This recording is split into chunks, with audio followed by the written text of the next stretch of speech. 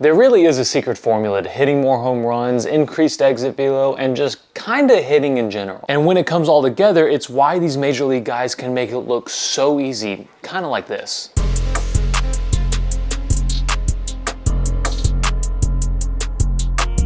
You wanna be in the video? And it's really not that complicated, but the reason why it's a secret is because people tend to only focus on one part of the formula. They never put it all together. It's like the famous formula that we all learned in middle school, y equals mx plus b.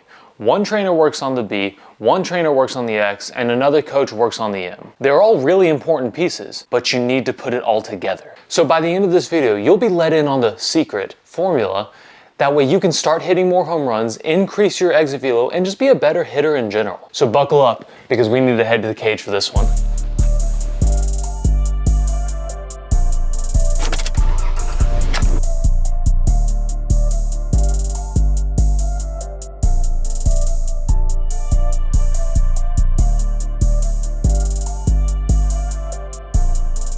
Okay, I'm not gonna be wearing this helmet the entire time. It doesn't even fit. But now that we're here, we gotta go over the most important part of the formula. Number one, bat speed. Now it is exactly what it sounds like. How fast is the bat traveling when it makes contact? And the reason why it's the most important is because if your bat is not traveling that fast through the zone when you make contact with the ball, it's not going anywhere. We can prove it with math, but I'm not gonna bore you sitting down writing the equations out.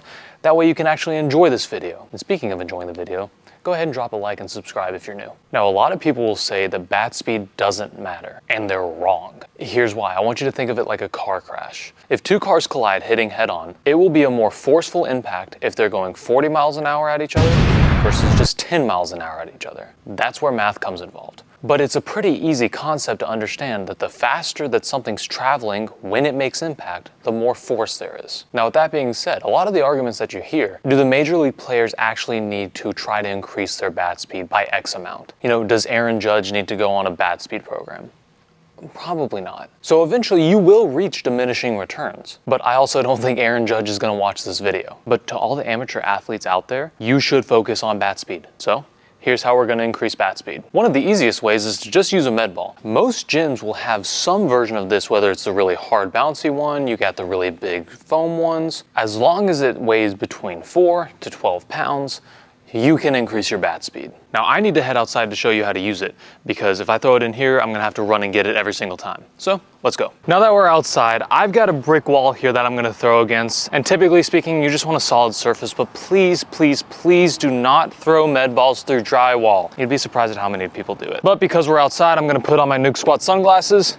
Let's get to work. There's so many different ways to throw this med ball, but it kind of depends on how heavy it is. Now this is a 10-pound med ball. So the idea of throwing it from over my shoulder probably isn't a good idea, but I can take it down to my hip, load, and fire, because that recreates the exact same position that we want to get in and hitting. Let's watch it again. When I take the med ball back, it sends me into my hinge perfectly in the exact same way that we would want to be while hitting. Then because it's so heavy, I need to use my legs, hips, and then my torso can bring the med ball through. Here's another one. Bring your elbow up, kind of like a shot put. You're essentially gonna go through your swing, but push it. Load. This helps with rotational speed, and it also helps you get your direction going forward instead of just straight around. And because there are so many different ways to do it, you can even do it backpedaling and then throwing. You can do it overhead, you can do it underhanded. There's so many ways that you can do this, it can kind of be overwhelming. So stick to the basics. As long as it recreates a similar movement as your swing, it's probably good. The other way, if you want to incorporate it in hitting too, is the Pro Velocity bat. Now, I don't have it with me right now, but you've probably seen me talk about it on TikTok or Instagram. You can connect these little bands to the end of the bat and the barrel moves. So the more bands that you put on it, the harder it is to swing and get the barrel to move. That's why it kind of works on mechanics and bat speed at the same time, because you have to swing correctly. Plus, you can hit with it too. But whether you're using a med ball or the Pro Velocity bat, intent is key. Think of it like you're in the gym. If you're just going in there, just kind of lifting weights, doing whatever you want to do, you're not going to get that much stronger. It's the same thing with this. If you just kind of lollygag through it and throw it, you're not going to be swinging any faster. So anytime that you use this or the Pro Velocity bat, or really any bat speed training tool, do it with 100% intent and make sure that you stay under control, because otherwise you're just wasting your time. But speaking of intent, let's go back inside because it's kind of getting hot out here. And one of the last ways to increase your bat speed is we need to talk about the intent in your swing. Basically, how hard are you trying to hit it? So there's a really fine line between trying to swing too easy just to make contact, but also swinging too hard to where everything just goes out the window. You'll hear a lot of players say that they actually hit better at 85 to 90% rather than going 100%, except for this one time. If we're talking in a game, yeah, 85, 90%. But in practice, that's when you can practice 100%, even trying to go over 100% in the same way that you would in the gym, trying to push yourself to extra weight is what we can do in practice with this, with the med ball, or whatever you're training with. Once you get in game, you shouldn't have to think. But in practice is where you can really improve your bat speed and really improve how well you are at hitting. But the next part can actually increase your bat speed too, just indirectly, and it's everyone's favorite. Mechanics. I need to go get a tee and some baseball, so hold on. Now you've probably heard this before, but we need to get on playing with the baseball. But what does that even mean at this point? Now the secret formula that you've been trying to figure out this entire time, this is only part one. We got to fill out the entire thing. Now we're not going to be doing long division or anything like that, but physics will be involved in this. So be patient and stay towards the end of the video, that way you can get the entire formula. Well, if my editing skills are good enough, you're going to see a line that represents the path of the ball from the pitcher all the way to the catcher. Now this is basically middle for me. And no matter what kind of swing people teach, everyone's still chasing this same goal of getting on plane early and staying through the ball as long as possible. And here's why. If the ball's traveling on this line and my bat's going at it this way, I have a very limited time to hit that ball. And even if I square it up perfectly, when I come down at it, it's just gonna go straight in the ground. And on the opposite end, if I come below that line and start coming up at it, even if I square it up perfectly, guess where it's going? Straight up. If I get on plane early and stay through that plane all the way as long as I can, I will then have the best chance to hit that ball. Because if I'm late, but I'm still on plane, right field. If I'm early, but still on plane, left field. Now look, I know that's easier said than done, but that's still a goal that we're chasing. The next step, we want our body to move efficiently. That's why you always hear the term separation or even hips before hands. And it's simply because we can use the ground to create the most efficient path to the ball and transfer energy all the way to the bat. Think of it like a whip. If you had a whip in your hand and you just throw it to the ground, nothing's gonna happen. But when you go to whip and you pull back on it and that snap happens, is exactly what we do in the swing. I'll face you to explain. If I just constantly rotate around, my power is never directed at the ball and I'm just spinning off of it. Everyone knows you don't want to rotate off. But if I can use the ground and use my body efficiently, then I will be able to direct all my power and almost snap the barrel at contact, which will then release everything forward back up the middle. Now, how does that help us hit more home runs? Well, going back to math and physics, technically speaking, a home run is a mistake. Because if you could take the most perfect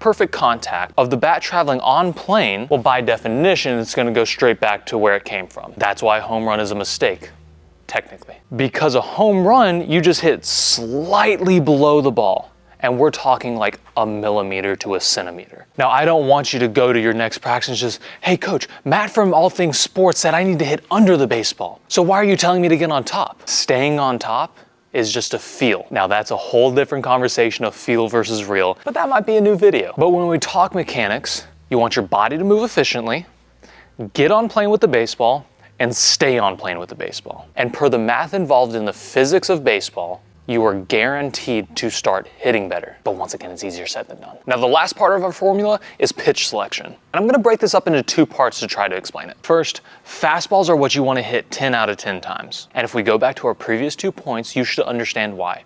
They're traveling faster and it's easier to get on plane, therefore, you have a higher chance of hitting it. So next time you're in the box, you need to be hunting fastballs. That's what you see every day in BP, that's what you see off the machine, that's what you know how to hit. All the off-speed stuff is where everything changes and baseball becomes really hard. But if you can go up there expecting fastball, then let everything else take care of itself. And if you did the first 2 points right, you should be able to just flip it and walk around the bases. But because baseball's harder and you're not gonna get a fastball every single time, that leads us into the second part. You need to realize if you're in a hitter's count or a pitcher's count. A hitter's count is when you have more balls than strikes and you have the advantage over the pitcher. But it's the complete opposite for a pitcher's count. For example, 0-2. Who do you think has a better advantage? The hitter or the pitcher? Obviously the pitcher, because they can do kind of whatever they want. You only have one pitch left. They've got 4, technically. But on the opposite side, if it's 2-0, the advantage goes to the hitter because they can let a strike go if they don't like it, so they can only hunt one pitch. And if they get it, whoo, that's when damage happens. But Matt, why is that important? Because you actually need to start thinking about it in game. If you've got a 2-0 count, you get in the box and you see a curveball coming at you and you swing, that's your fault. Well, let's flip it. If you're in an 0-2 count, you shouldn't be going up there just swinging out of your shoes trying to hit home runs, because you need to protect the plate and make sure that you don't strike out. So once again, how does that help us hit more home runs? Well, ideally, you don't go to 0-2. I know that's obvious, but still, if you get down 0-2 by swinging at sliders in the dirt, whose fault is that? So that means early on in the count, you need to be looking for your pitch to hit. And if you don't get it, don't swing. Like if they start you off with a slider off the plate, so what? Just don't swing at it. You have more pitches to work with. So that's why I talk about pitch selection. You need to look for the pitch that you want to hit first and then adjust afterwards. That's why it kind of looks like all these major league guys almost guess the pitch. It's not because they think a pitcher's going to throw a fastball in this 2-1 count. It's simply they're sticking to their approach. They want a fastball, so they're going to gear their body up for that fastball, and guess what? They hit it hard. Shocker. I'm gonna wrap this entire thing up by saying it's easier said than done, but that's why we practice every single day, and that's why I want to make these videos, to try and help you guys. Because it's easy to talk about pitch selection in a video, but once you get in game and you see a perfectly spun curveball that you think is a fastball, yeah, it's kind of hard to lay off. And I get that, but that's why you also need to work on it in practice. So when we take all this into account, the secret formula that you've been waiting for this entire time is bat speed plus mechanics plus the right pitch selection equals the best chance to hit a home run. Now, the reason why I didn't say it equals a home run is because there's so many other factors in play that if you do all that stuff right, you can still be hitting it into 30-mile-an-hour wind and it doesn't go out. But you need to give yourself the best chance to succeed. And if you do all those 3 things, then you'll have the best chance. Now, if you've made it this far into the video, go ahead and subscribe, because I hope you learned a lot from this, and I'm gonna be putting out a lot more content surrounding baseball and other sports as well. So if you wanna become a better athlete, no matter what sport you play, join the movement. I'll see y'all in the next video.